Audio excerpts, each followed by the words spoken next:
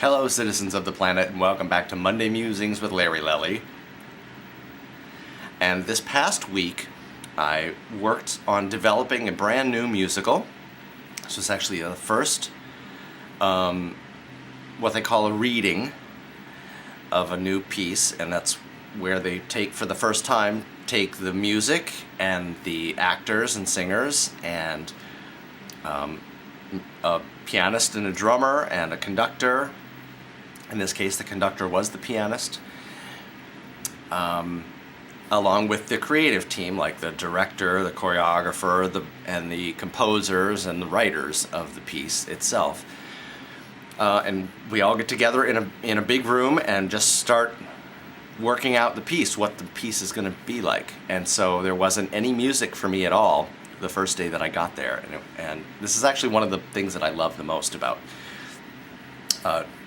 working on Broadway musicals, is developing them from their inception. It's a really super creative time, and it's wonderful to be in the room with all these immensely talented people, and to just create something out of thin air, basically,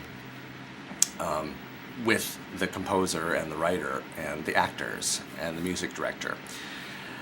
So the first day I got there was no music, and I just set up my drums and started playing along to whatever I could grasp as the piano. They had piano music written, but nothing else had been written. So I was just kind of making it up as we went along, hopefully, trying to figure out what kind of things they wanted, and we talked with the composer about, well, what kind of feel should this song be, what kind of accents, what kind of sonically, what do you want it to sound like, should I be playing something that's just on the snare drum, or should it be keeping time with the full drum set, or whatever, all those kind of little things.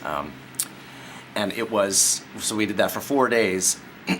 By the third day, I had taken a copy of the piano music and sketched in little ideas to remind myself of what I was going to play for that song.